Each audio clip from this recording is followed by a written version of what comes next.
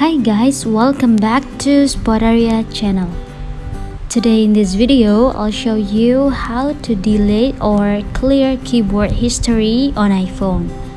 Your iPhone keyboard history can be deleted by resetting the keyboard dictionary via the setting apps.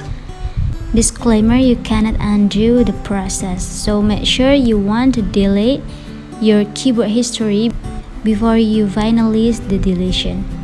After deleting your keyboard history, your iPhone keyboard dictionary will be in the same state as when you first got your phone.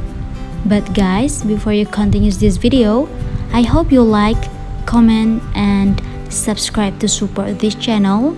And don't forget to hit the notifications bell. So without any further ado, let's get started. First up, you have to open your setting apps on your phone. And then tap General, scroll it down, and you have to tap Reset. In Reset page,